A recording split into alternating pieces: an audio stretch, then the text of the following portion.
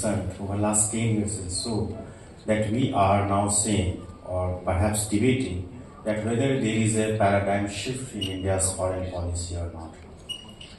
Now, if you look at the changing dynamics of foreign policy over the last 10 years and then try to connect it over the last 60 years and so, you will not find so many changes, and then you will question to what extent this is right to say there is a paradigm shift or not. But you look at minutely the manner in which this government has been trying to orient and reorient India's national interest and then India's foreign policy, you would find a fundamental shift. And now it is for you to debate and discuss. This shift amounts to be called a paradigm shift and something else. Be it as it may, I have only 5 minutes. And for this conference, frankly speaking, I am not so prepared because somehow at the last minute I got this opportunity.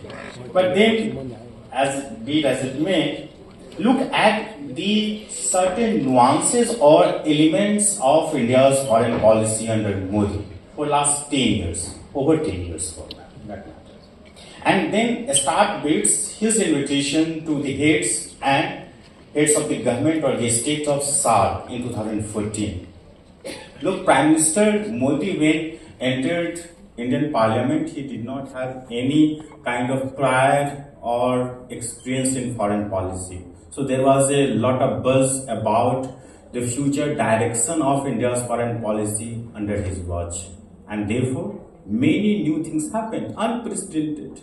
No one could even imagine that before Prime Minister formally took oath of office, he would do something so fundamental and radical, by the way.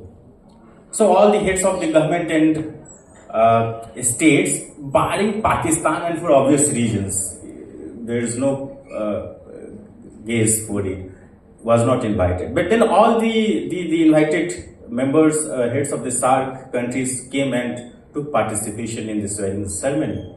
And then many things have happened over these years. First to neighborhood first policy, from lookist to actist, so far as our extended neighborhood relations are concerned. India's ties with great powers, soft diplomacy, India's efforts to become self-reliant or dependent in military areas and etc. And these are areas where we see something new which have taken or has taken place over these years. So let's start with neighborhood countries first. I hope that since the morning many ideas you all have come across. And so what is so unique about neighborhood policy? What is so fundamental that we should say that there is a shift in India's foreign policy? In the past, what we saw, there is a lack of interest in India's foreign policy leaders. And when I say lack of interest, so far as Indian leaders are concerned, I am just looking back 10 years prior to Modi government came into existence, and that is UPA government. It was known by policy paralysis. And then when you look at the kind of syndrome of policy paralysis which existed in Indian foreign policy, and then there is a new government which took a policy which is so lively towards its South Asian neighbors, it becomes a paradigm shift. And what is so fundamental about neighborhood policy? It talks about giving. It talks about showing to South Asian countries that look, here is a country which is not like big brother. It is elder country, elder brother. Let's Susmaras in debating in Indian Parliament said, look, we are not talking about as big brother. We are talking about हम लोग बड़े भाई की तरह बात कर रहे हैं. We are trying to send out a clear message that look, there is a country here which really worries, which really cares for your well-being, and it implies why I am saying there is a paradigm shift. When Doklam crisis took place in 2016, India did not take any time in helping Bhutan. I mean, one can argue that we have agreements. So we have agreements with various countries. We could have taken other positions otherwise, but that did not happen. Take the case of earthquake which took place in 2015, irrespective of the fact that Oli government continues to be very hostile, and it was extremely hostile during that period, and the first country which sent all the supports to Nepal was India. Again, one can argue against it that, look, India is the largest country, India is the closest neighbor, who else except India could have sent all the humanitarian assistance, etc. But the option is always with India not to do so. Please remember. And at the time when the government is so hostile in your neighborhood, but India did so. Now that is a very fundamental shift. Normally we don't find it. SARC was not working for obvious reasons. Pakistan is there, SARC has become a defunct institution. And therefore, how to minus Pakistan or minus SARC, we need to navigate a new direction, make a new direction, and then navigate all the countries towards a path of progress, prosperity, and development in South Asia. Not only in South Asia, Southeast Asia. So in the previous session, Dr. Uttam Sinha was talking about one cooperation which took place among Bangladesh, Bhutan, India and Nepal, BBIS. And that is very important in trying to create a new kind of regional grouping so far as this region is concerned. Now, Linkage policy has always been there since 1991. What is so fundamental? Again, there is one thing that we always hear. And the pessimists say that it is merely about changing the slogans, changing the terminology, and etc. etc. Sir, I will take 2-3 minutes. I have some time. Oh, God. And then see what is happening. It is not merely about changing nomenclatures or names from Linkage to actist. There is fundamental in it. So what was the real intent of Linkage policy? You are looking to us. East in the economic cooperation in soft areas, not in hardcore like military, like security, etc. And when this government comes, it from the day one indicates its desire to have some kind of security interest. It wanted to show its desire in working with countries like Vietnam and Philippines in enhancing its security or military capabilities.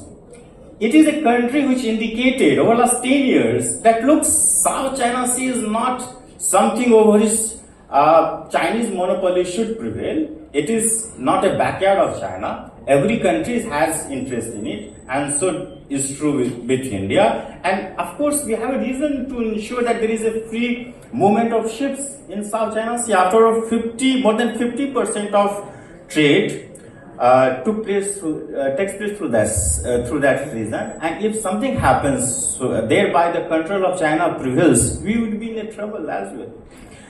But previous governments of this country were aware about this lacunas or challenge. It is not so that only this government on a fine day woke up and realized that we need to improve ties with countries around South China Sea, but where you required the courage or boldness or the firmness of leadership that was missing in previous governments. Over the last 10 years, one of the important elements that we find in India's foreign policy is the firmness with full confidence.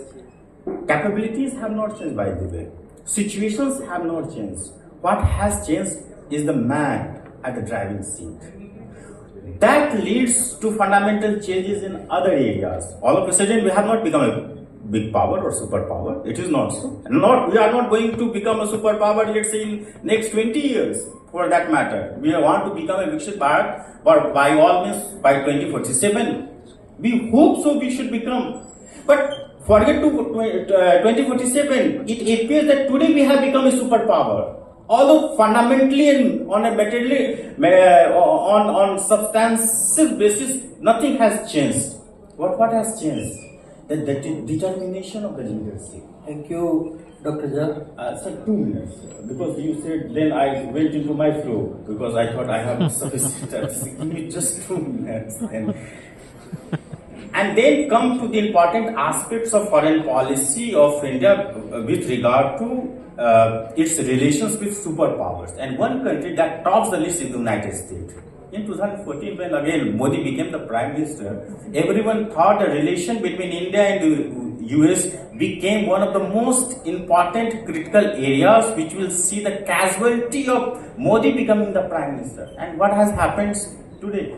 Now, one of the countries with which India enjoys the greatest close relations is United States. From a strategic partnership to comprehensive global partnership, there is a paradigm shift so far as India and the United States is concerned. One of the first top leaders whom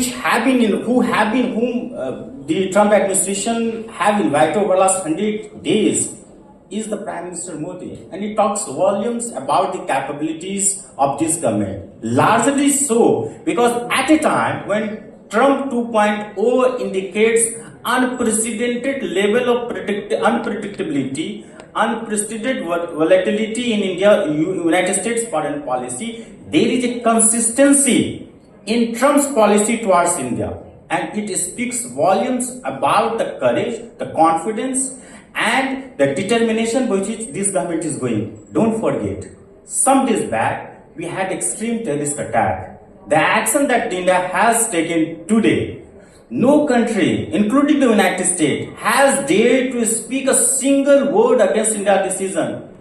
Imagine if this decision of stopping water from India to Pakistan would have taken 10 years back, what kind of pressure we would have been under it. We can imagine it. With this words, thank you so much, sir, for giving this opportunity. Thank you, Dr. Jha. Elaborating on the